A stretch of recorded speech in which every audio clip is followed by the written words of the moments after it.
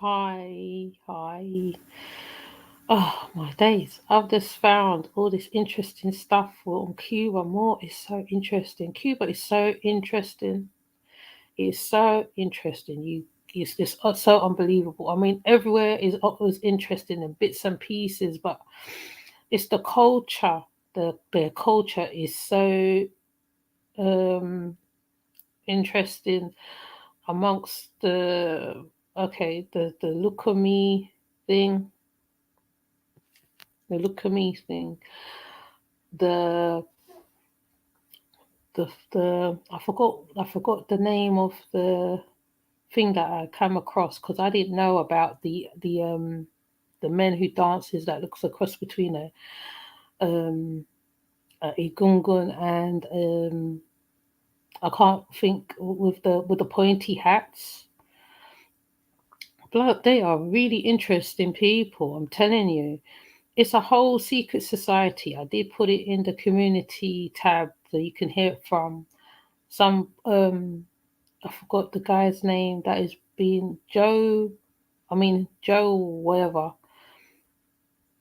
is interviewing a guy who used to be in Santeria and part of this secret society, right? And I know there's secret societies all over the world, literally all over the world, right? I mean, I always know, right, but I know that in most of the Americas, the Latin Americas, there's the cartels and their secret society. Then there's the Santa Muerte, their secret societies. Nigeria, their secret societies. It's just unbelievable. So the one that I put up with the I forgot the name, Abakoko, Abakoko, Abakoko. Um, the dance that literally is a secret society by itself. Underneath the look at me. I'm not going to call it a religion. I call it a practice.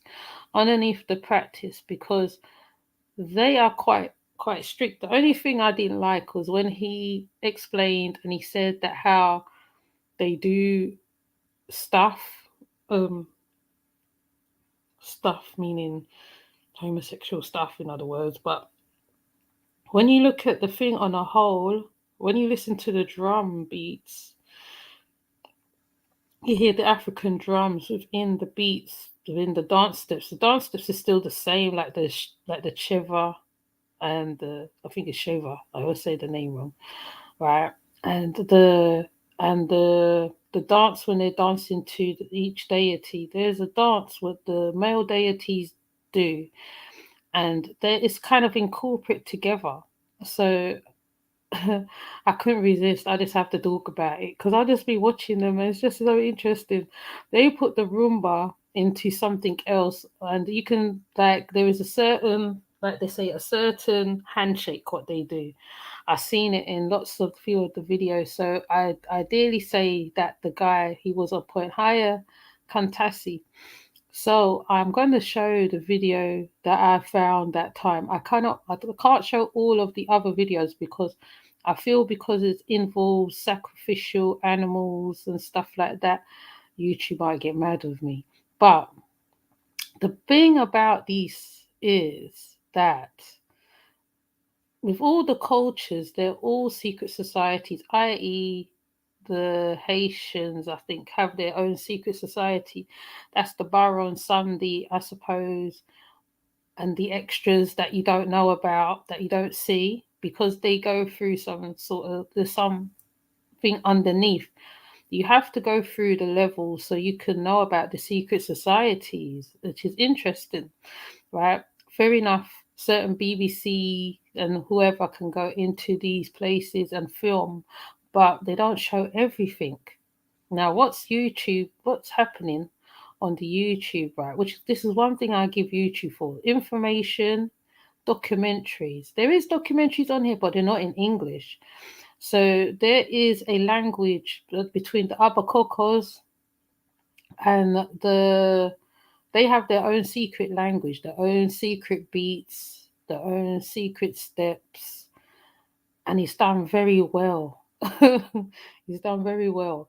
Um, honestly, I mean, I just used to look at the look of me side of things for the longest time. I think some of the Santeros, because it's pure men that's involved, as Joe Diza, I think his name is, explained. You see the men. You see, it's a men society. It's a men orientated thing. Even when they're drumming, the women is not there. It's just men. So it's more alpha than beta that is there. Though they say that there's some betas entering into it now.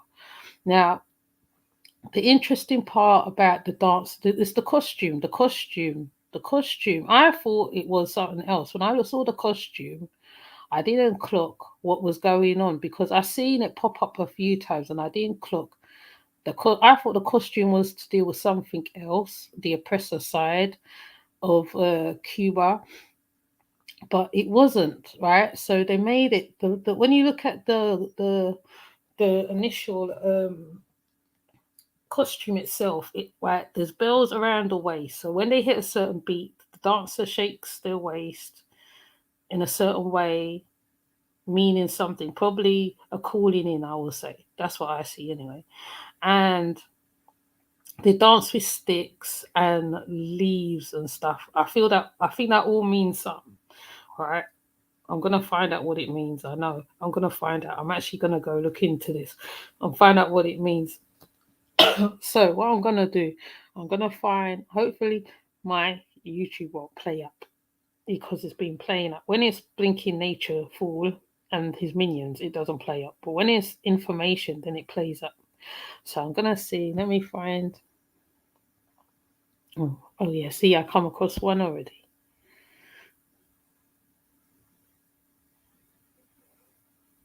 Oh, am I still playing this? Shaving, waxing, and waxing music. In with Rose Skin Co. I did the wrong thing. Okay. So basically, what I've been showing is the dancer when he enters, right? They do a certain call and answer, call and response, as Crispin will say, call and response, right? So when the dancer entered, the dancer does does salutes to the drum, and this happens in all of the Abukoa, I think it's called, videos. There is a salute, definitely a salute. Even when they're not dressed in the costume, they do the same salute. They do the salute to each other, and they do a salute to the drum. They do the salute to the drummer, particularly. And yeah, so I'm gonna show the abacoko. The abacoko, I think I said it wrong anyway. But anyways, let's just put this on. Oh, I've got little bugs flying all over the place. I don't know what's going on. See, now look at the costume. The costume, I thought that costume, I initially thought the costume, let me put it more. I thought the co- I thought the costume meant something else. I really did. I thought it was geared towards oppressors and all that stuff. Because with the Agungun, it's more telling because the Agungun, they're shaped differently in Africa. Okay, so I don't know whether it's supposed to represent an Agungun because of how it looks with the hat. I did look it up a little bit, but I didn't really take it all in. But I'm trying to get the English um explanation on it, but it's quite hard because most of the videos are in Cuban. So I feel the only way I'm going to do it, I have to do something and then get it translated, I suppose. But I'm going to show the dance because I think this is a dance scene. And they always have a club or leaves um, or a towel. If they're not in costume, they give a handshake, a elbow shake to each other. There's a whole initiation to the group. Um, I think it's similar to the Santero initiation, um, form of scratching or whatever they need to do to become into this brotherhood. It's a brotherhood, basically, in other words. But if there is any Cubans, please Please come explain to me in English a bit more, because that guy, I don't know, he gave a negative aspect of it, but I'm sure it's not like that. I'm sure there's a negative and a positive, but I just need the answers. Please comment underneath the video, Cubans, please. Cubans or any Latin Americans, I think it's Latin Americans that is around these practices, because there is a lot of ignorant people out in the world, right? So when they see you all doing your practices, unless they're part of that thing, they don't get it. Okay. So to me, I think it's important if you lot just tap in the comments basically. But I'm gonna show you the dance because I just think the dance is amazing. I can watch the dance for ages. I can watch loads of the other dances for ages, but this one is quite interesting. It's the steps for me. The steps, the kneeling down, the waving of the whatever they got in their hand, the stick. It's a play. It's a little play, I think, to me, but it might mean something else more significant to them. You see what I mean? So you can't disrespect what you don't understand fully. Okay, but I will be looking into it though, mind you. I will be. Okay, because you know what I'm like already. Once I get my teeth into something, then that's it. It's all over. So I'm gonna show you the dance.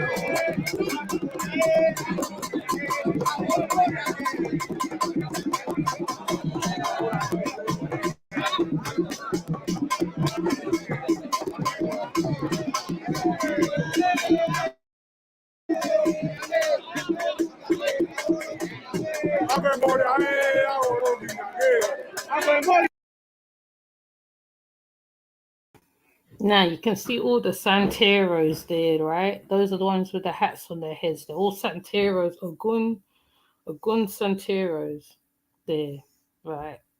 You can't miss them. So I think it is a link to do with look at me in a kind of a way, but I think it's the next part of the next side of it, like the Palo May, the other one, the Palo. I think there's similarities. The drums always significant, always there. It's just like wow. Hold on, I'm gonna cough. So I just thought, oh, come on! I just couldn't help myself because I wanted to see the language part of it.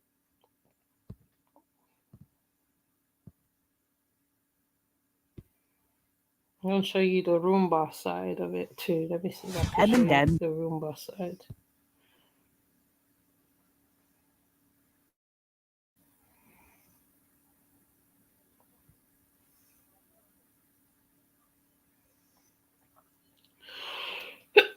Why is my phone playing? I can't even find it. Es un sincero homenaje póstumo a nuestro querido hermano Ignacio Piñero, que se lo brindamos nosotros, los abacuanos de Jesús María. Iba, camá. Su cañuso así, Meñancueo, panadereto. Usted quiere que pasan por opo, a Basilio Sagaro. Oneco a Sanga hacer el po, graba con una bereto, el po, a manipo, ero. Ayer un marecondo con Nina que fue mañana. Oneco de Sanga hacer el po, que con Nina muto que repo, o muti, a comer non vida. Arriba niña pentiero, mofe. Ella ni son ambere, a guaripo fembe. A guriki. Oneco me está canirión, si lo mutabacón que le fió. Oneco a hueli. Me quemio. Le fue como ile me taipo, a Basilio Sagaro. Yamben Benkaira, a Profene, a Bebere, a Camundira. Y ahora Kizongu, y ahora Quiñón. Iba, becama. A soy un cañón suave así. Sa canción manantión dirá, sa canción manantión ove, sa canción manantión besuao. Hacer millán otón, hacer millán abacuales, quitan el avión en Navio. Fanson Juve, Abanan como Antrobofo, como Guairén, Abacia Bomé. Hacer el Cruz Corobón, Indio Bon, Eteñelobón, Abacuá, Cruz Corona, Viacama, Ñongo, Acoro. Ay, enemi, a un fentón o viañe, un goeco, coreantán, baroco, lanzado. Moní, un cueco, etaria, un cuendivo, forma, caromo, fe, brandi, mazongo, se semía, canarán. Él envió pongo, coria, fota, y va, manamburio, campo, a manayín, bongo, hacer el Cruz la llene, calle, que mi igual que momí. Eco, sagarena, Dios, sagaré, maribaco, y va, cambiro, nancese. Eroco, sí, se vacilan, cobró. Después con Don Divó, sagaré a Soylo y ya con Don Doy, Fori, Munatance. Eco, Sanga, Muñón, Munandivó, Munandivá. Se seba tampuré. E fori sisi becuri bondaño un gobón beromo e pori agua olu afiana o pobión de me fi o pobión de me fo. E fori común como ire metai po a manamborio campo en doco en dominoco. Araro como son guara besuao. Moro a cuarideri wo guaso macara guaso muchache quere que musongo bon y amba. E fimere mo machuburuco grupo raguana becura en caula. Aba ire mo en caula kikoa galopia. Aguaraca sí que bon pues fimere mo ya con don doa agua y amba ya pumpe. Voto que han voto, el origen voto, acá en Bacama, de Fusa, Garema, Ribaba, así acá, segunda, un pabio y bondad, changana, cacue. Kiwi, Eñón, Suaga, en Tibiró, a Berefión, que a con ello, a Canarán, Merefia, a Canarán, Mañón, a Bacuazanga, Casinda, Ignacio Piñeiro Martínez, Eco FMB, a Bacina, Berecondo.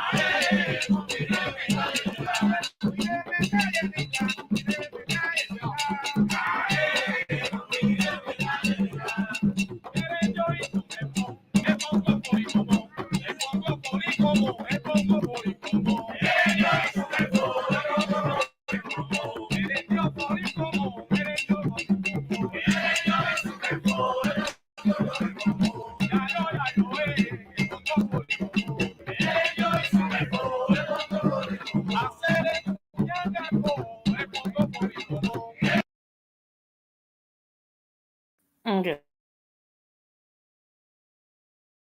that whole thing, and I'll feel no way. Okay, whether anybody's here or not, I'll be enjoying this music. But anyways, let's get to the meat of it.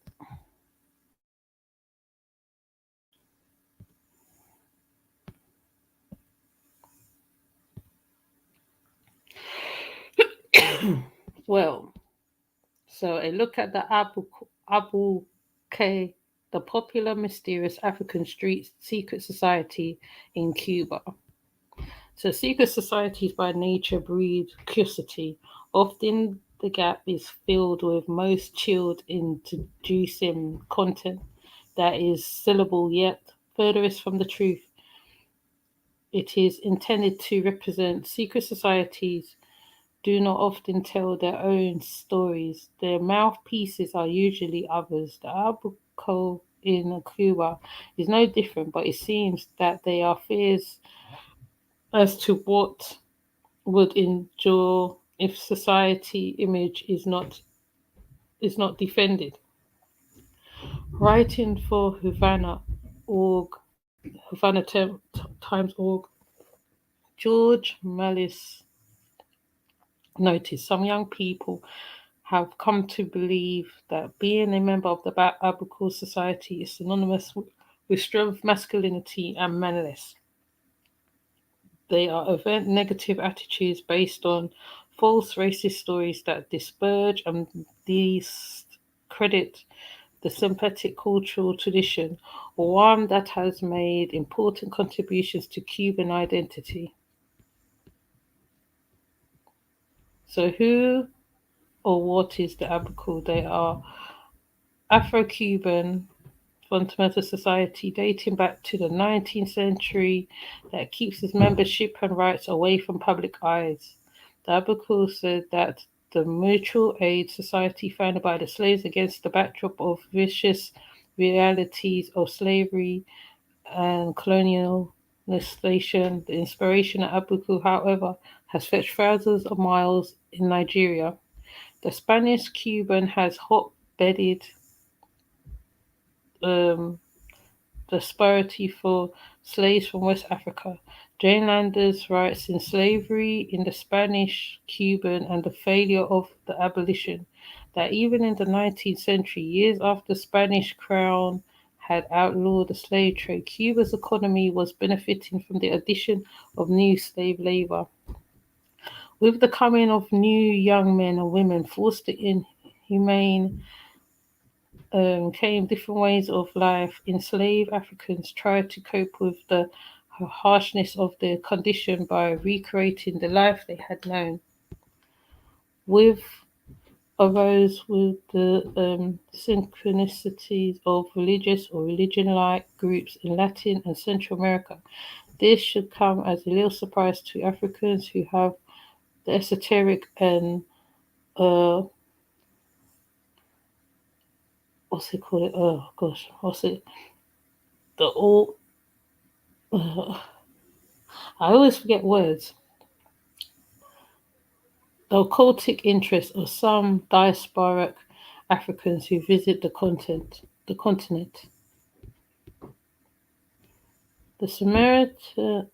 Smithson identifies modern-day Cuba as a location for mystical subculture formed during its years of Spanish colony and plantation economy, when West African slaves molded with the Pacific worship of spirits and features of Catholicism, but the articles stand out from these synthetic mystical groups mainly because it is one of the few realization of African slaves that was not formed with the input from Catholicism. Abaku is a resonation of the Ibekebe or the Nebi cult, indigenous to the people of the Cross River region in modern Nigeria. The present capital of Cross River, Calabar, was in those times a point of sales for sails that would go off to the New World with lower decks full of human cargo. The Kabi cult of Felix was the recreated by the relatives who had been separated and shipped off. The cult is a secret society whose spirit animals is a leopard. The apical is hysterically with about 7 or 9 stages of possible graduation to the pinnacle. It is also open to only males. The Ekabi itself it is thought to be a spirit that that, that roams the wilderness. Its powers have the capacity to create broom or brisk, depending on the the, the adherents carrying out supplications and paying tributes.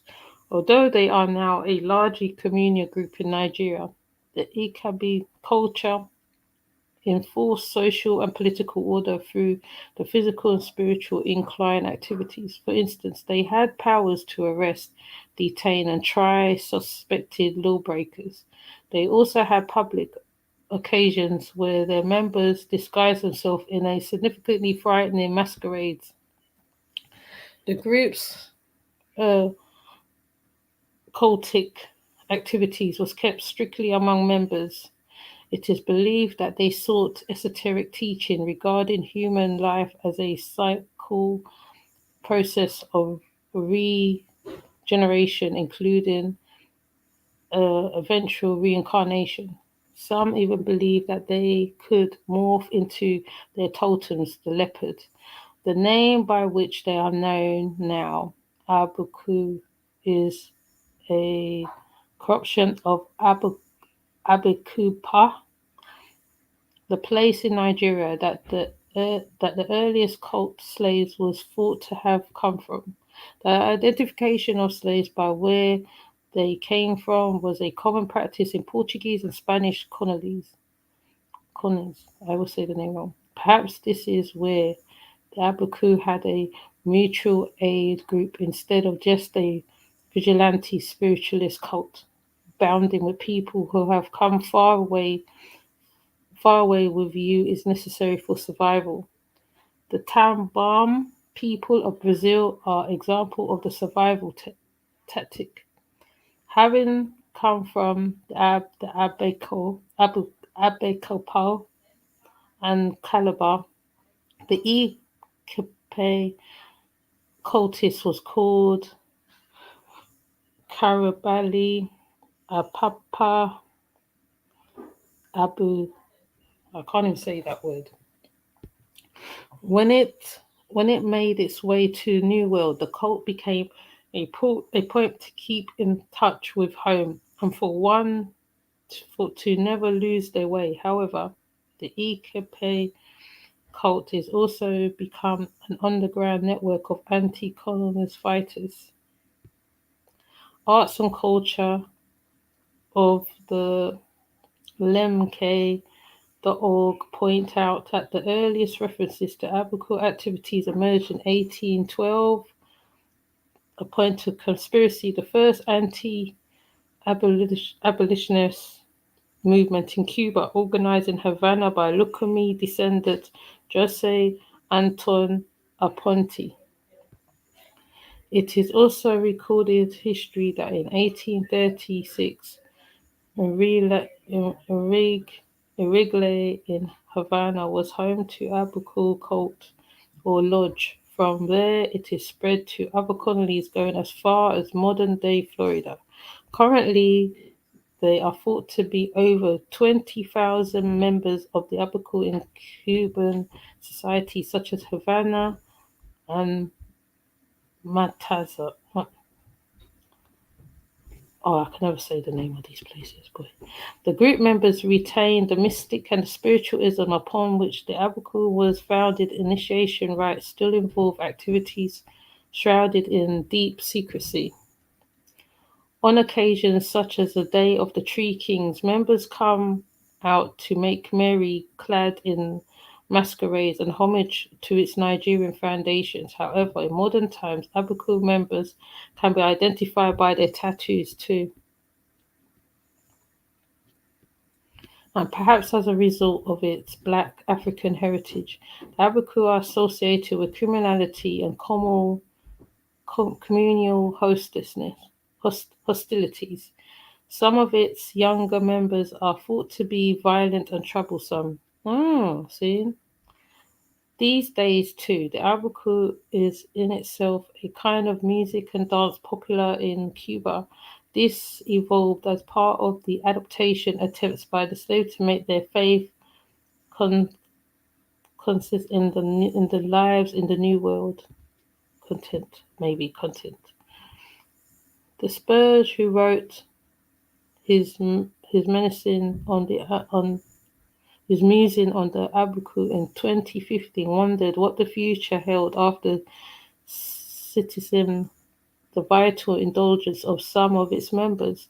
The Abaco Society has evolved and is subject of study for multiple disciplinary groups, owing to the fact that in the past, climax gender, race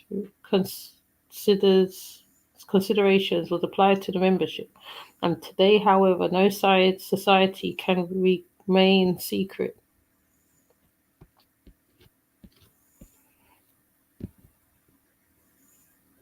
That's the tattoo. Oh, that's the tattoo. Let me see.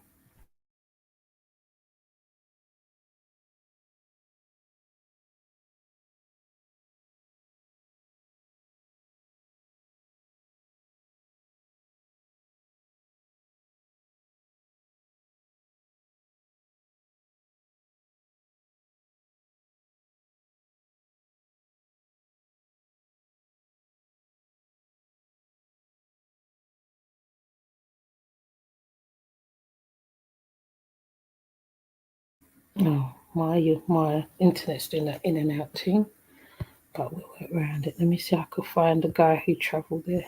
Okay, there he is. So we can take it back a little bit. I think he explains it in English anyway. Might explain it better than me. So let's stop sharing that. Go to this one.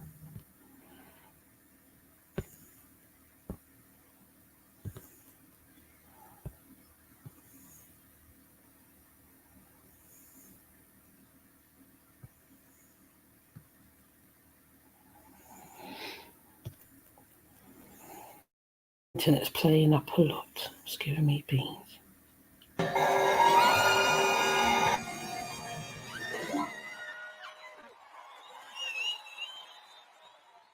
This is Dr. B's Revolution Will Not Be Pesticides. This video is a video on Cuba and the finding and discovering the African diaspora in Cuba. Now, everywhere I go, every time I go on vacation, I always like to find out about the African diaspora and find out about the history of how the African descendant populations got to those respective places. Some islands I have a little bit more knowledge of others. Some places that I go to I have a little bit more knowledge than others.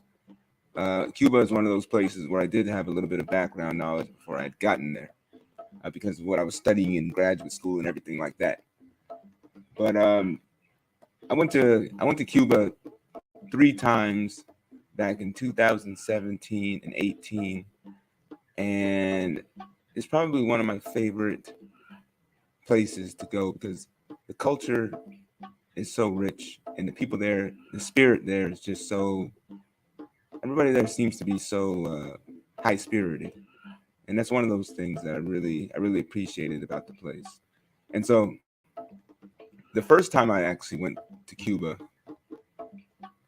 and and keep in mind, I'm not really your typical American when it comes to the understanding and perception of Cuba, right? So, for example, a lot of a lot of Cubans who live in South Florida or Miami, they really hate the revolutionary Castro government and these things like that. And I don't really have necessarily have a dog in the race, but I will say this: when I was growing up, and I was taught that Cuba was supposed to be this very draconian type of society where the government was very repressive and things like that. I was taught that in America in school, but whenever I would go to Grenada, I would get a different perspective. Um, and because, for those of you that don't know, Grenada had their own revolution between the years 1979 and 1983, and that revolution was assisted by the Castro administration. Um, they overthrew in Grenada a dictatorial type government that was backed by the British in the mid to late 70s, and then the revolutionary government of Maurice Bishop came in power for those 4 years. And Castro was sending medics, he was sending construction workers, he helped build the airport, Maurice Bishop International Airport in St. George's, Grenada. So I remember when I was, I don't remember how, I think I might have been about 16 years old, and I was in Grenada. My cousin Lumumba was wearing a Fidel Castro T-shirt, and at the time, it's like we're getting all the negative press about Fidel Castro and how wicked of a person he is in Florida. But I go to Grenada and they have a completely different perspective on Castro. So going to Cuba, I didn't have this completely negative perception of the revolutionary government and of Castro and things like that in the same way that maybe a lot of people, a lot of Americans, especially in South Florida, might have. Um, and we're going to get a little bit more into that later. There was also another thing. Being in graduate school at the time, had a lot of, and studying the African diaspora, a lot of the scholars had a tendency to discuss Cuba because Cuba was inextricably linked to a lot of the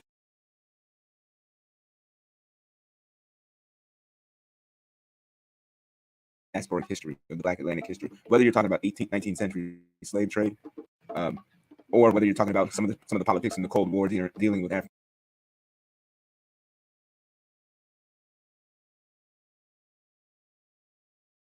Americans, dealing with the even things like Marcus Garvey's movement was very popular in Cuba, or even dealing with things like the decolonization of Africa. Cuba was also involved in those kinds of things. So Cuba is very linked to the African diaspora, and this is things I had knowledge of before I'd gone there. And I also knew that Cuba retained a great degree of African culturalisms as well. But I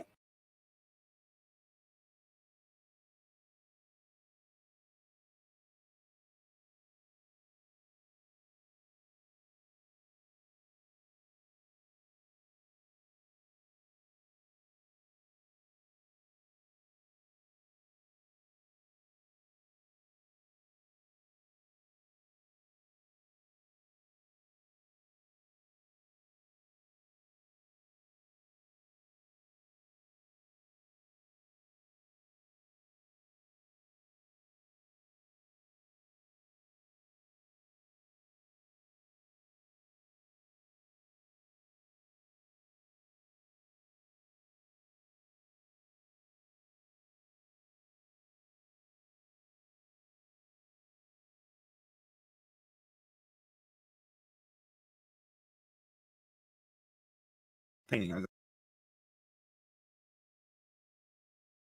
like, I'm like, what are you getting at? I mean, I kind of understood what he might be getting at, but I didn't.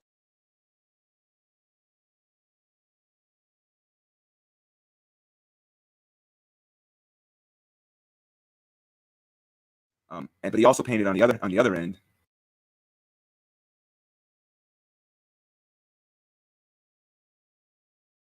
Cristiano que viene y me dice, no, yo tengo tío, mira, yo me rayé hace 25 años. Y el que a mí me llevó por eso nació allá. Eso nació en Nigeria. ¿Entiendes? ¿Qué pasa? Que llega a Cuba, como mismo llegó Babalao, como mismo llegó el Palomonte, como mismo llegó la religión yoruba, la santería, esa religión ya del África. Sí, de diferentes países. Son diferentes países en África. Nigeria, el Congo, Ife, Yoruba, son diferentes países que llegaron.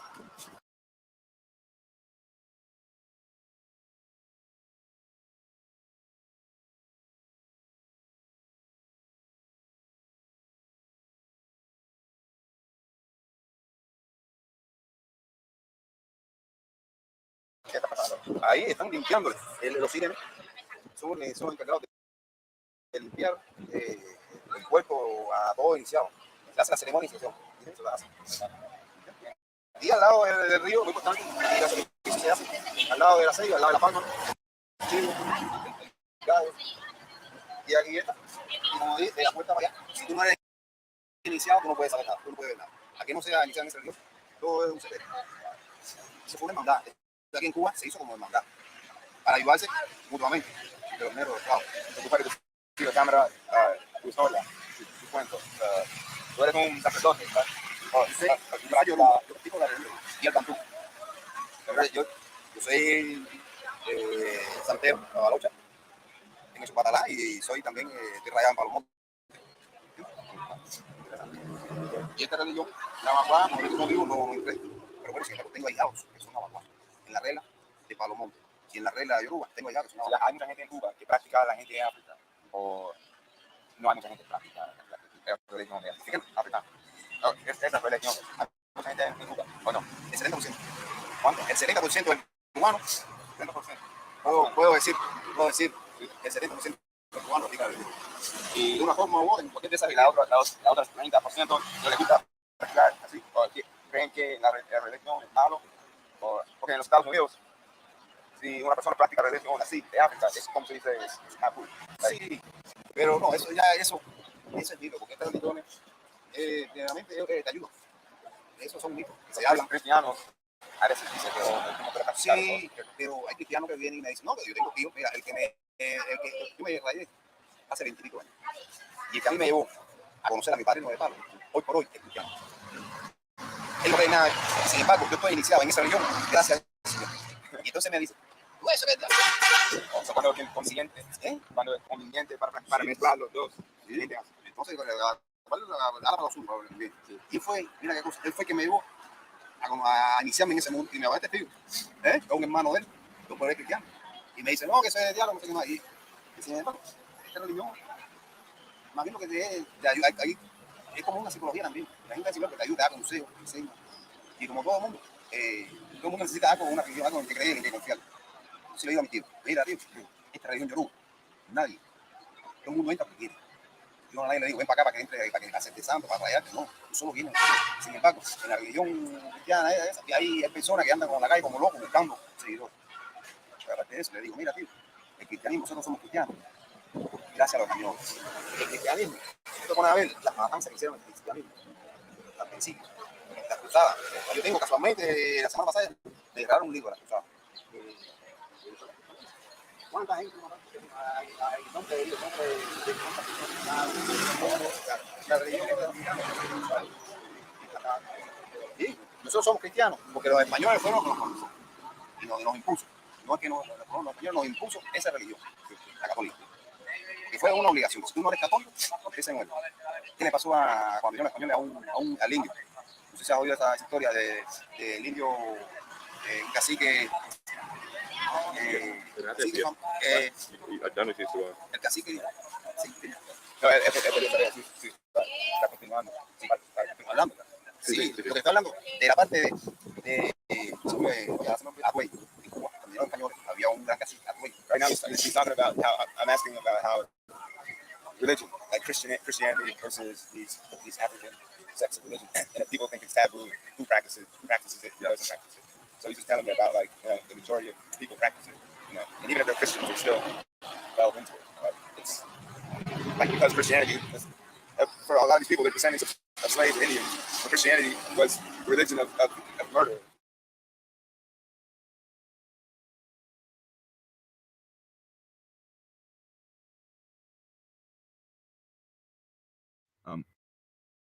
But he also painted on the other end, in addition to painting African cultural things, he also painted like a lot of black caricatures, right? Stereotypical caricatures of black people, which is very common in Cuba. And I'm not going to judge the Cubans or anything like that. But one of the things, and keep in mind, Daniel, I realize a lot of Cubans are black, and Cuba's blacker than we even know. It's if you look at the people in Miami, you might think that Cuba is all like white Cubans, but actually, when you go there, it looks like about 2/3 of the population is like my skin color or darker. But Daniel was not. He was not. You would not classify him as a Negro or Negroid. I would say he's probably like mestizo or something like that. But even he was very immersed in African culture and African religion and African spirituality and things like that, and which a lot of the white Cubans are, which I was also shocked to see. But he painted all these black caricatures and things like that, and he asked me about one of his caricature paintings, right? And he said, "Do you have any problem with this?" And I said, "No, why?" And he says, "No, are you sure? Like, can you tell me, like, is there any issue with this painting?" I was like, I'm like, what are you getting at? I mean, I kind of understood what he might be getting at, but I personally didn't have a problem with the painting. And I was like, why do you ask? And he says, well, because there was this American woman, a black American woman, that was there the day before, and started taking pictures of his paintings, the black caricatures. And now keep in mind, these black caricatures, they're just kind of like, they're just really, really dark skinned black. They got like big red lips, big white eyeballs, and they're out there, they're playing drums, they're dancing, and they're celebrating. Like it's like a celebratory kind of thing, but they have the features of the black caricatures that you saw in this country throughout the early 20th century and the late 19th century. But he was saying that the black woman started fussing at him. He speaks Spanish, she speaks English. He had no idea what she was saying, but he can tell by the body language that she was pretty upset. I told him I had to explain to him the history of the United States and the history of minstrel shows, the history of blackface, history of the caricatures, and even though Cuba has a similar racist history, it was very fascinating to me to see that black Cubans and white Cubans don't have the same animosity or tension towards one another, or built up hostility towards one another that black and white Americans might have towards one another. So, for example, the black caricatures are everywhere in Cuba, and there are black people, solid white people in Cuba, but there doesn't seem to be this overt division between the people. And in fact, the black caricatures and the dolls and the things like that, they seem to be embraced rather than pitied in any way. And I think it speaks volumes just to the mentality of Cuban people and the difference between the mentality and American people. Now, I'm not going to get deep into to my philosophy associated with that or the psychology behind that or anything like that right now, but I think it's just interesting and something to look deeper into. Why is it that two societies that are 90 miles away from each other, one of them was enslaved people all the way through to the mid 19th century, enslaved black people, African people, and the other one also enslaved African people even later into the 19th century, which is Cuba, and they have that in common. Slavery is over. They have their own version of Jim Crow laws and things like that. But how is one able to overcome a certain aspect? And that's not to say that racism doesn't exist.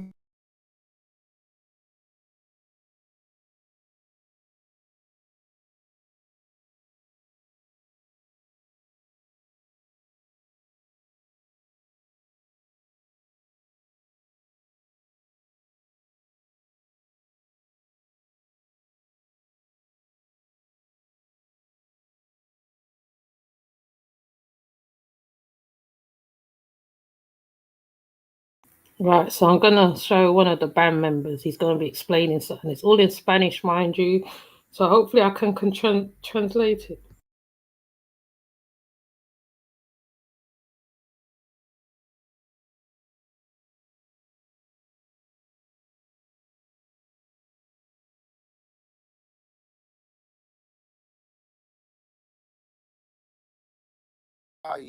Y bueno, la juventud ya tomando, y ya no como antes, que tuvieron un plan y podía ponerte a las 2 de la tarde y hubiera oído cantar y todo ese coro nada más. Sino hoy es difícil seguir en una valla cantando con la juventud. Eso lo heredaron los coros claves. ¿Y quiénes estaban detrás de los coros claves? Los abacuados. La viola, que que su asistente, el banjo que está ahí jugado, hacía la base rítmica y lo que tocaba era el ubía para abajo, que es la base, el tambor base de lo que estaba acá. Es más grave, es más grave. Es más grave, no, es más grave el bonco. Aunque dice que bonco, que es más grave el oyapá, no. El bonco es más grave y es más agudo. Entonces, el oyapá. Ese oyapá pasa también a la rumba, con algunas modificaciones, pero es el mismo oyapá que pasa a la rumba. Y eso mismo oyapá pasa el son. La forma de cantar el son cuando llegó a La Habana era pregunta y respuesta. Pregunta y respuesta. Un solista que está inspirando y un coro repitiendo un estribillo. Cuando el son gana un texto que haga una historia, cuando se lo pusieron los rumberos. Y ahí se luce en eso Ignacio Piñero, que ya era decimista del coro de clave timbre de oro que integró en 1906. Coro que después evolucionó a coro de bongo. Ignacio Piñero, de la misma forma que fue un excelente decimista en los coros, fue también un compositor de guaguancó muy prolífero. Incluso yo tengo aquí un disco, por aquí anda, que yo lo considero una joya, una copia. Esto es, los temas que hay aquí son de 1916 a 24. Y ya María Teresa Vera, con su segundo, Rafael Sequeira, ya integra esto por primera vez a la trova cubana. Aquí hay tres rumbas de Ignacio Piñero. El triunfo de la chancleta, el reloj de Arturo, y también tiene una clave, la clave que se llama Los Cantares del Agua. Ya de ahí, los temas estos de Ignacio Piñero se empiezan a hacer con instrumentos melódicos, con otro formato, con otra forma, digamos, género cantable, como es la trova. Ya en el 1926, ¿no? Que integra el conjunto de los occidentales de María Teresa Vera, en esa fecha. Y ya a partir de ahí, Ignacio Piñero, a mi juicio, empieza a vestir el son de gala. Le integra la clave, porque son cuando vino no tenía clave. Y por primera vez ya los sones tienen un ritmo de que no hay equivocación, porque tiene un instrumento que da la pauta. El coro, cuando el son no tenía tampoco maracas. Las maracas se lo ponen en la vacua. Hay quien dice que es chequeré. No, chequeré se toca uno solo así. El ericundi se toca así. Y si tú coges el oyapá, el cencerro, y cuando el que lleve el lecón viene así, ¿no? Y hace este movimiento. Eso mismo que hacen el son. Es lo mismo. Pero eso mismo hace la maraca. Incluso la maraca de la mano derecha se le ponía más semilla para que diera ese acento. Todo eso viene de la vacua. Y bueno, aquí también gana eso la marcha. Porque siempre que vino allá era improvisando. Aquí ya gana la marcha. Y las improvisaciones salieron del propio Bonco Echeverría, que es padre de los instrumentos parlantes, los improvisadores, que de ahí sale el quinto de la rumba. Y de ahí sale, cuando la paila pasa al nuevo formato de los grupos soneros, porque primero están en el danzón, que es muy limitado su movimiento. No, cuando ellos se empiezan a improvisar ya en los grupos soneros, que en la llamada salsa, en la llamada timba, ya ahí la mayoría de los golpes, los básicos, salieron de Bonco, salieron de quinto. Con una posibilidad más amplia de ejecución, porque están tocando con baquetas, que cuando caen arriba el parche, le da más posibilidad, ¿no? Pero fundamentalmente en la escuela los muchachos estudiaban en Bonco y estudiaban en quinto para meter en la pena. Entonces pienso que Ignacio Piñero fue uno de los que vivió Cristo de Galezón. Después de cambio de formato, cuando pasa el septeto, que le integra el bajo, ¿no? Y después esto sigue evolucionando. Cuando el señor le pone la tumbadora, le puso la trompeta también, ¿verdad? Al señor le pone la segunda trompeta y le pone la tumbadora, que según las investigaciones que yo he hecho, el primero que tocó la tumbadora fue este niño, el Santo Ramírez, que era en Sagaré Sangrimoto. Ignacio Piñero era fórico común. Fíjate que estos grandes músicos, todos eran abacuas. Tomás Eriza, de los coros de Paso Franco, que tantas veces tocó con Ignacio Piñero, creo que era de los pobres de ahí, de la zona del cerro. No sé si eres Foribuma, si eres un Efo o eres el eres un Foribuma. Y así, esa es la influencia de la vacua en la rumba, de los cobres clave. Esto lo pasan a la rumba y la rumba entera en el son. Ahora cuando tú el son, tocando ahora la timba, tú verás que estás con esta mano, eso es puro con la vacua. Porque la clave era esto. Pero fue a hacer al revés. En vez de hacer 1, 2, 1, 2, 3, hicieron 1, 2, 3, 1, 2, y el tiempo es el mismo, 4 tiempos. El bonitón tocaba sobre la orilla de Ponco. Eso yo lo que llaman los palitos en la rumba, eso es lo que es la cáscara. Con unas subdivisiones, ¿no? Pero eso es lo que es la cáscara. Entonces ahí tú ves que en la timba te están tocando con esta mano el ecón, lo que hace el ecón, y con esta están haciendo la cáscara. Cuando te hacen esa base, la base es la misma que tenía la rumba, que tenía la vacua, que tenía, es la misma base. Y Nacho Piñero en eso aportó mucho. Yo creo que la música cubana le debe mucho a Nacho Piñero. Y creo que no se le ha hecho la justicia suficiente que se merece. Yo aspiro a que un día ver que le hagan un monumento a Ignacio, que le hagan algo, que lo recuerde y que hablen más sobre él, para que Cuba, el mundo conozca más que está el caso de Chano Pozo, es verdad que Chano Pozo aportó mucho, es verdad. Pero también cuando los hombres mueren en circunstancias como murió Chano, se convierte en una leyenda. Yo no estoy diciendo que sea mentira lo que dice, lo que sí, no.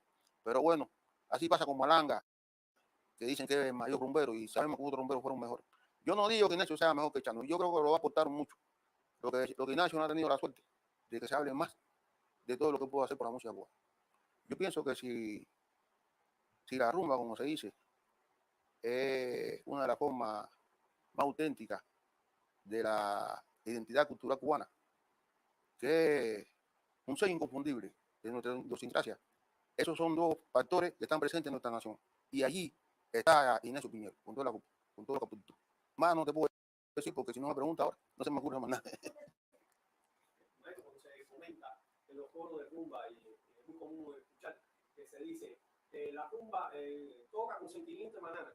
¿A qué se debe? Bueno, chicos, mira, eso se ha preguntado mucho, no me han preguntado mucho. Yo pienso que se debe a un vocero que tuvo Ignacio Piñero, que era el código del Agustín Gutiérrez, que todo el mundo lo conocía como Manana, con el que yo trabajé tiempo, y lo conocí muy bien. Era un tipo que hay que recordarlo con alegría, porque es muy, muy simpático. No, muy simpático. Yo conozco cosas de Agustín. Te puedo hacer una anécdota. Una vez estábamos en Checoslovaquia y determinamos hacer una gira en Checoslovaquia y nos invita a la embajada a hacer una recepción.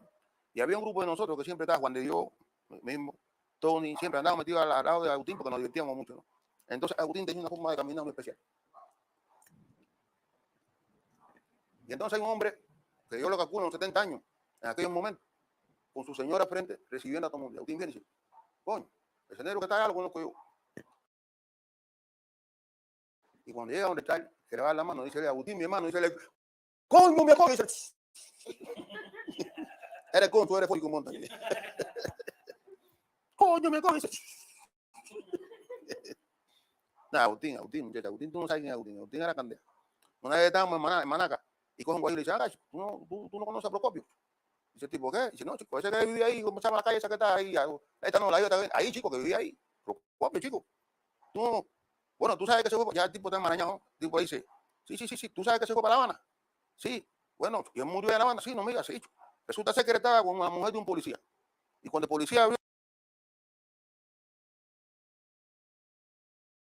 la puerta, él estaba arriba de la mujer y sacó el revólver y le tiró un tiro y la bala le entró por el mismo Indianápolis.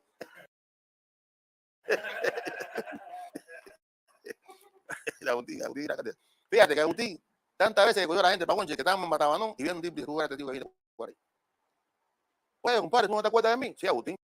Como no me voy a acordar de ti, si cuando tú estabas en la banda de la policía, tú me enseñaste a tocar bongo. Ven acá, maestro, por el sentido han pasado grandes rumberos. Siempre se dice que para ser un gran sonero hay que ser primeramente un gran rumbero. Y destacados trovadores como Villalón.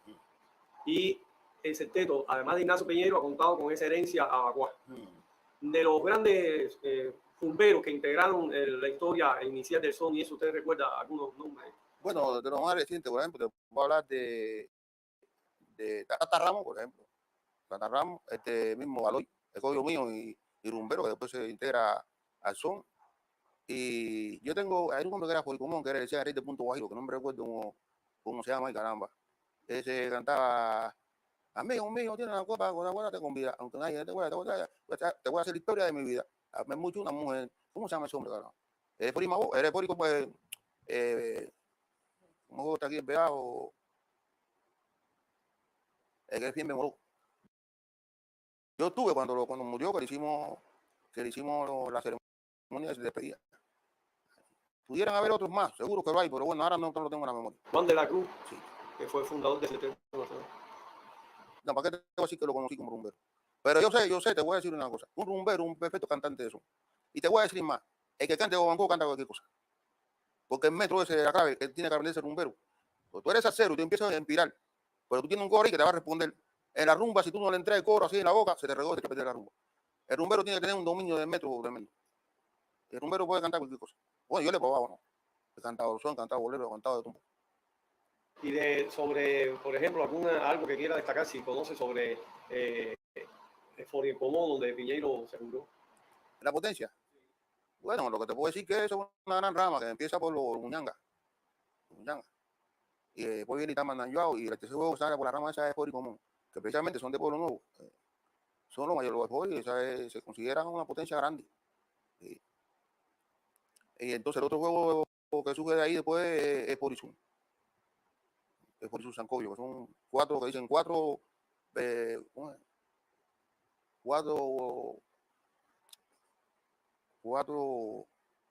Pues no quiere decir 4 potencias con un solo pensamiento. Lo dicen de otra forma. ¿Usted cree? Por ejemplo, usted sabe que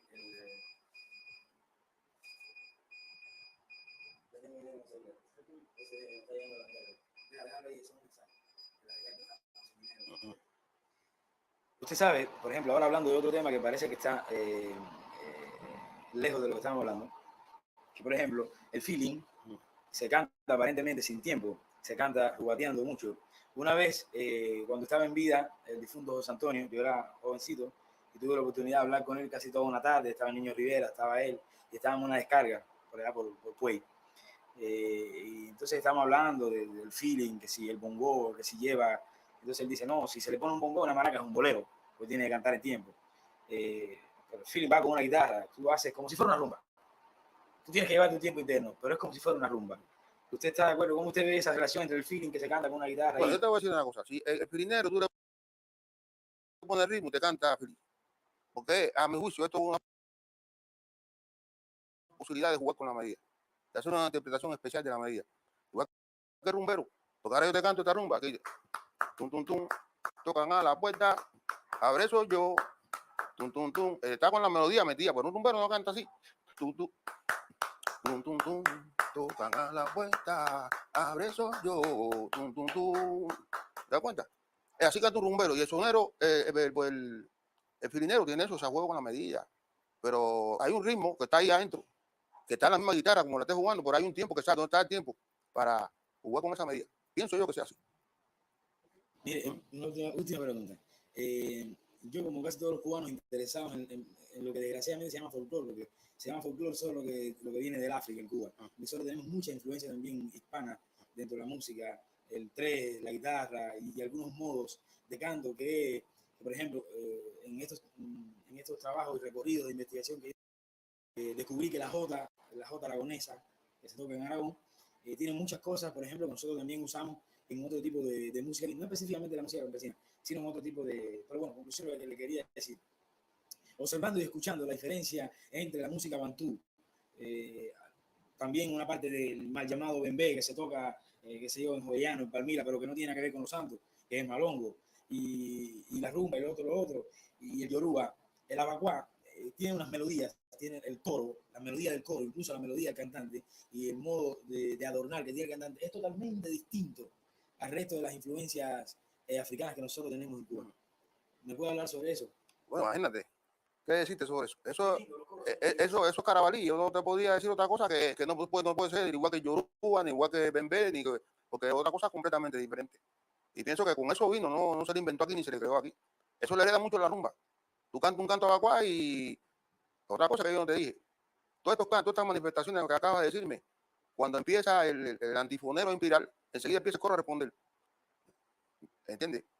Y no existe esa preocupación de Moroá que pone tono. Cuando dice acá avión, venga, y San Isa, varios, y el coro dice, acurin, seria, acurin enseguida, porque ya está afinado y todo el mundo va a salir afinado. Eso no pasa en ninguna de estas otras manifestaciones. En ninguna de las otras manifestaciones pasa eso. Pero no pasa también esto, que te va dirigiendo el coro, porque te dice, acurin, seria, este coro, acurin, yere, tiña, bombi, cama habla, cama, acurin, andiva, varios, Nandiva Pichie, Cama, Aro. Eso me pasa en Cuba. A la Corte Suprema delante yo quiero ir. Óyelo. Ahora está haciendo lo mismo con Morba. Ahora, y la Diana. Porque si Morba dice, solita en la rumba dice, la. Esa es la nota.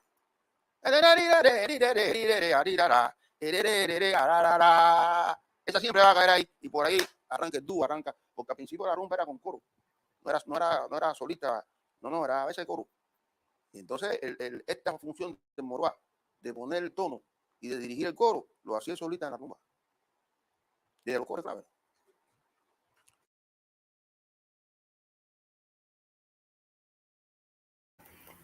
Sorry, that wasn't in English. When it gets published, hopefully there'll be subtitles so that we can understand. I did kind of get what he was talking about. He's talking about the rhythm at the end, about the rhythm, the clave, the rumba, and he was talking about the steps of which the alcohol takes when approaching. The answer and response was also spoken about.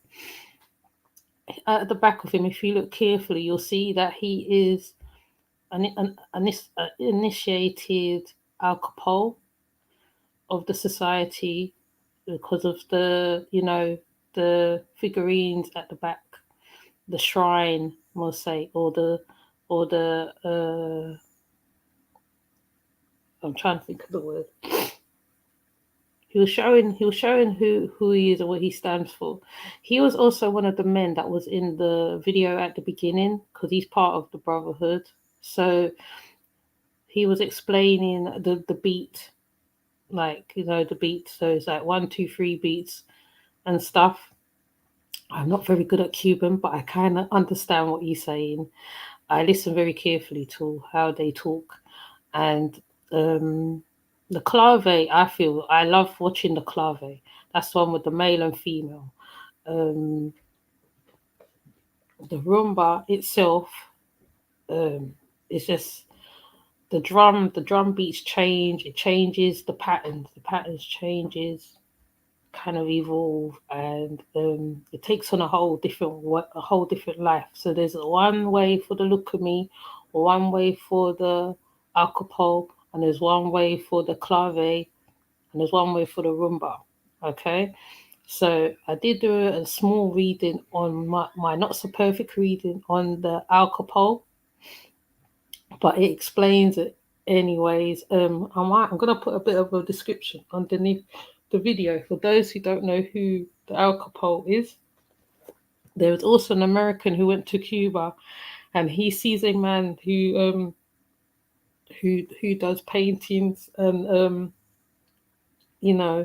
and he also explains about the alcohol and what the importance of the alcohol is. The alcohol literally comes and clears away stuff as well.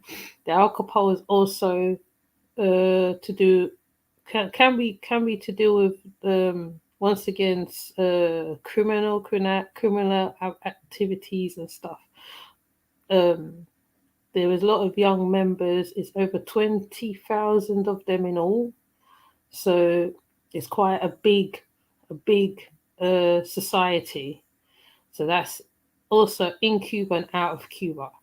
Okay, so to me, I found this. I like the education of it because it just shows that which is what I saw on a Netflix thing, that Nigeria definitely plays a big part in loads of the arts, the music, in certain parts, or Cuba mostly, because it's the drum beats, right?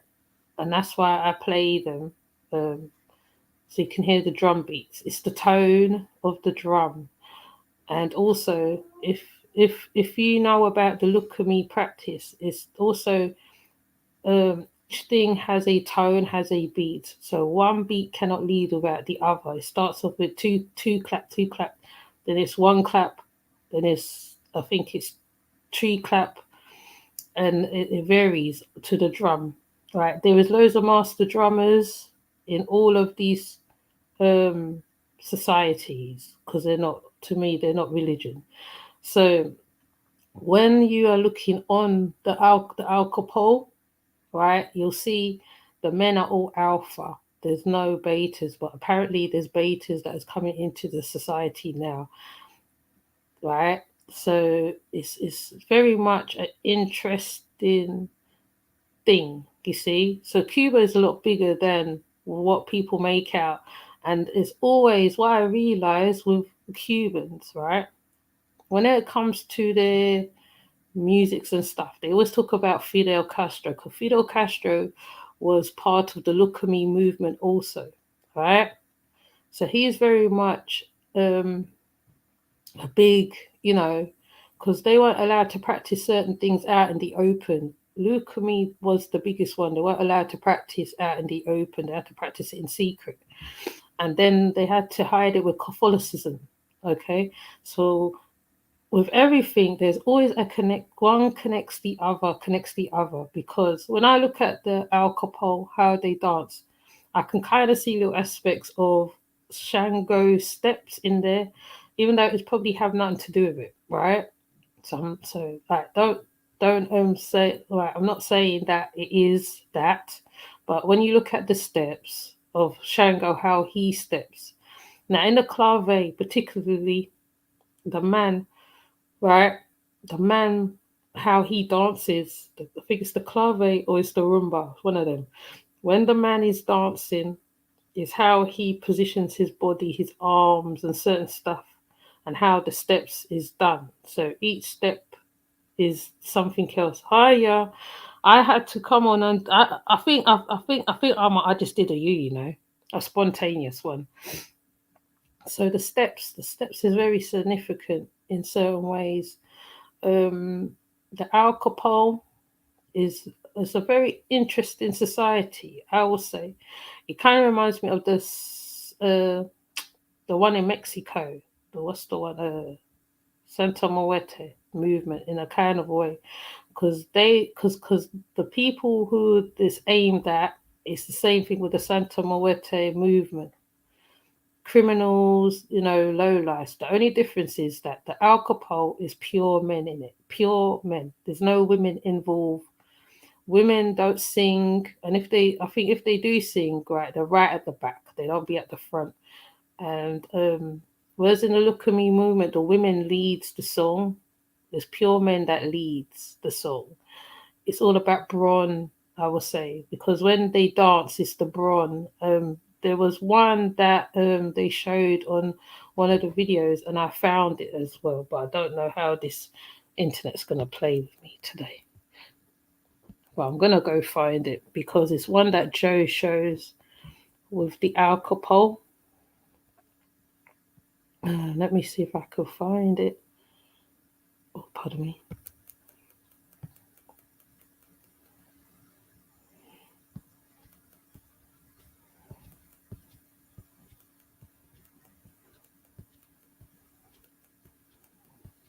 See, I can find it.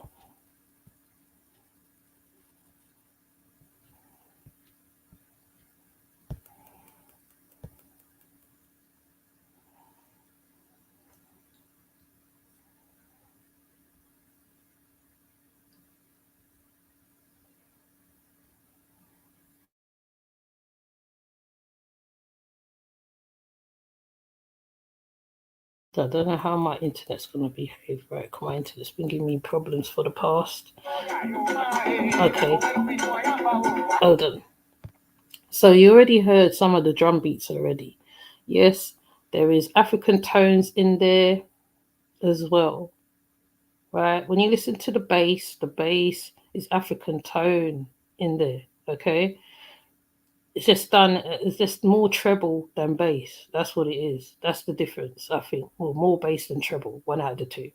So I'm gonna put it to show. Hold up, let me do it.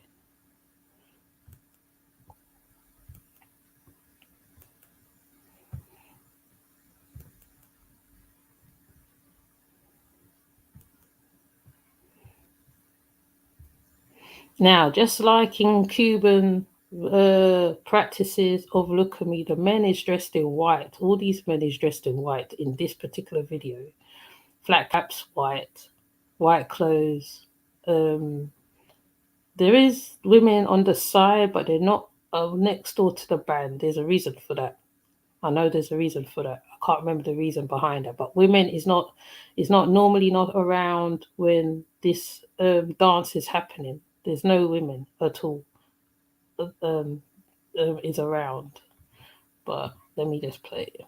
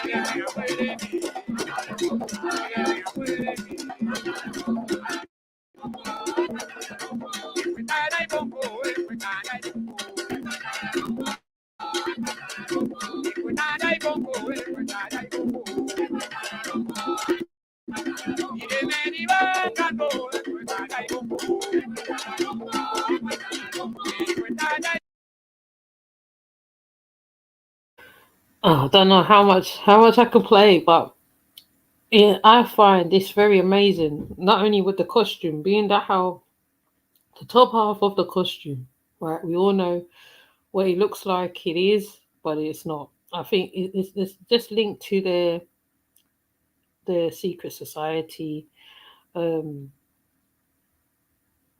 it's a very unusual. Oh well, it looks a cross between a gungun kind of outfit to me because the masqueraders in Nigeria normally cover their faces in the dancers, so you don't know who's underneath the masquerade, and I think this is kind of similar to that in that kind of respects, where it's a secret. Because even in the Nigerian masqueraders, the Agungun, for years they learn to practice the dance steps, and I think some of them is initiated into Agungun, and I think this is quite similar to it from how the costume looks to me personally.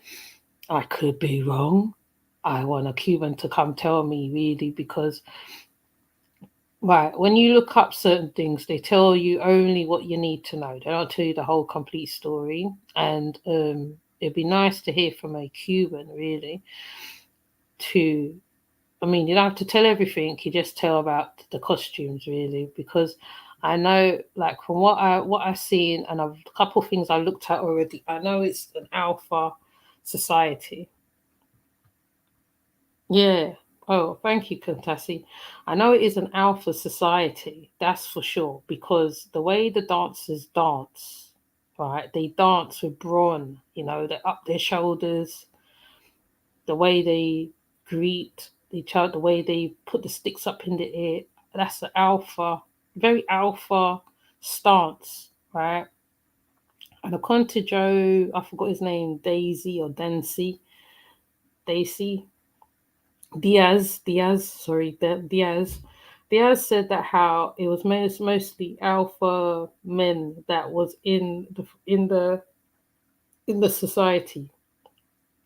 There was no space for beta men in the society, and I'm not going to read the thing over again, but yeah, you can watch it on the replay. I'm going to try and get the subtitles for the uncle who was speaking there because I'm sure he's older than me, way older than me. And it'd be good to find out because like I said, I did hear a couple things like kind of, it's like, I'll tell you this thing, right? This is why I talk about the ancestry thing, yeah? When I sit and I watch these things, it's like I understand what they're saying, right? All right? It's like I literally understand what they're saying, right? And not only that, right? I think I at one point I'm gonna have to learn Cuban because everything I listen to, dance that I sing to, songs wise, particularly when it does come to me naturally, and I don't force it. It's like that's what I hear naturally. So unfortunately, I'm not around Cubans, which would be nice to be around them because then you get first hand of what they're really like as well. And like I said, your ancestry calls you anyway. So is if like I think I've seen this costume before, but I think I didn't take notice of it. And now it's like I have to take notice of it because I might have seen that same salute. Yeah, the totem. Yeah, that's what they said. They said that the totem is of a leopard, the leopard totem. They said animal totems. That's what they represent. Yeah, such as feathers and long legs. Yes, my ancestors were able uh, to dominate the night of the wilderness dressed with dominate indicators. Intra- indicators. Sorry, my reading's bad. Right. Well, I hear you on that one because they said that it was totems. They represent the leopard totem. That's what they represent. So it's very like it's like you see it, you definitely see something. But like I was but what I was saying as well is like this. I can sit and listen to this for hours on end. To tell you, if my daughter wasn't sleeping right now, this would be on the TV, and I'll be watching it. I'll be just because I'm so amazed by them, like as well. I'm amazed by them and the Nigerians for some reason.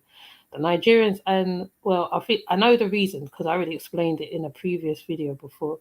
I know the reasoning behind it because it's like your ears naturally tune in to, like as you say, the frequency of the drums, the words, right?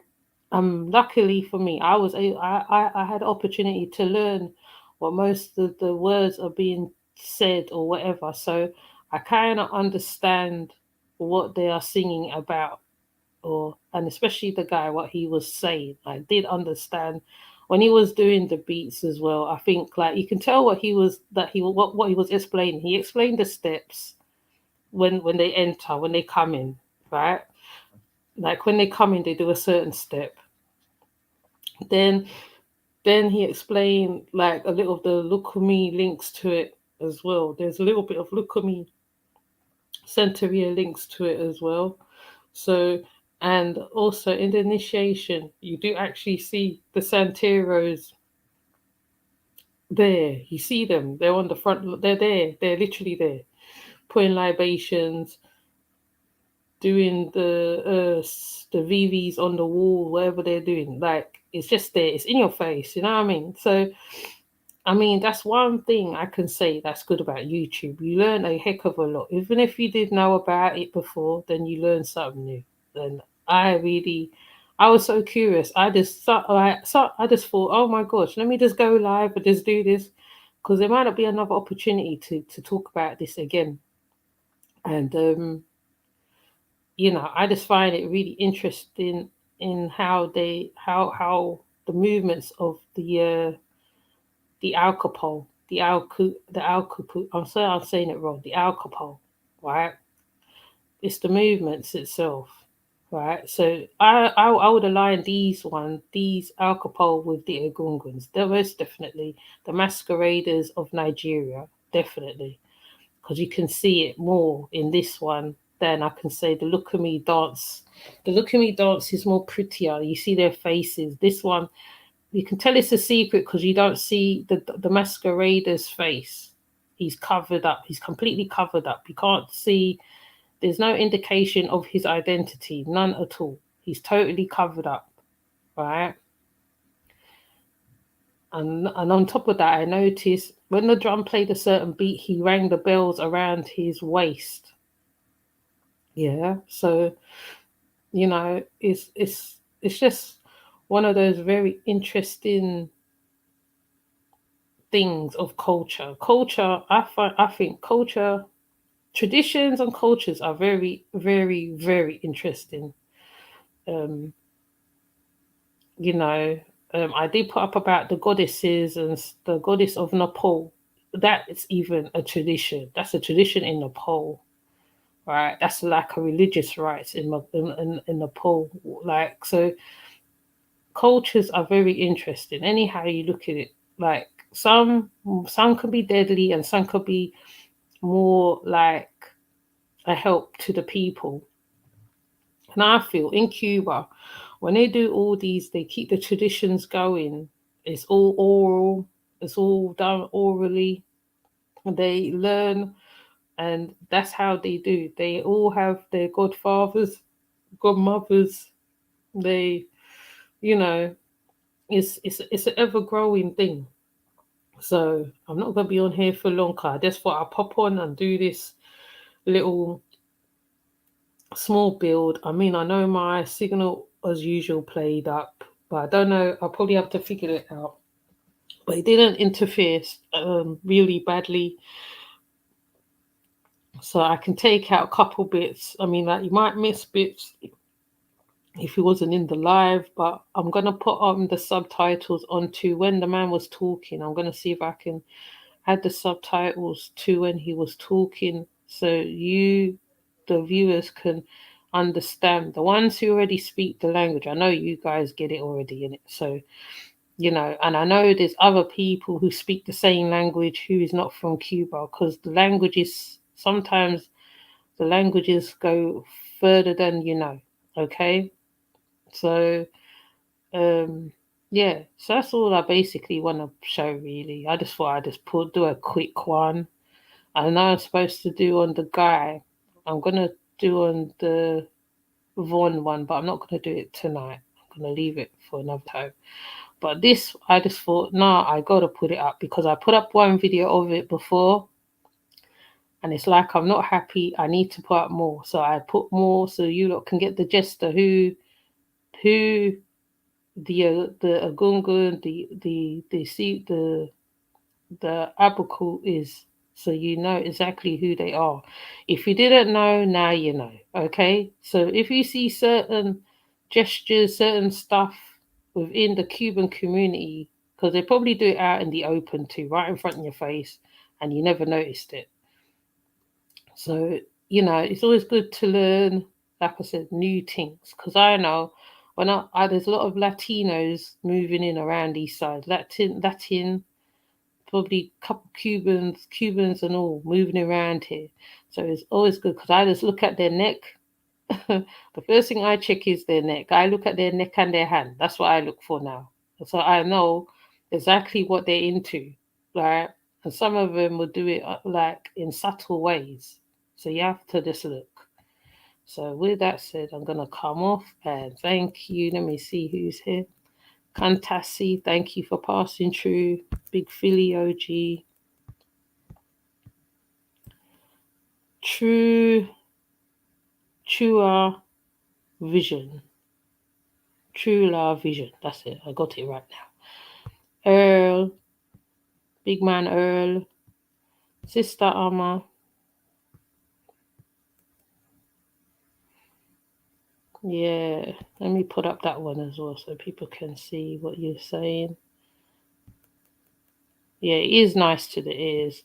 Thank you. Yes, rewatch it. I'm going to try and make sure I got the subtitles. My ancestors able to dominate the night of the wilderness dressed in dominate. Yeah. You see feathers and long legs. Totems. Yeah. Oh, no problem. And Larry. Okay then. All right. Oh, Larry. Larry. True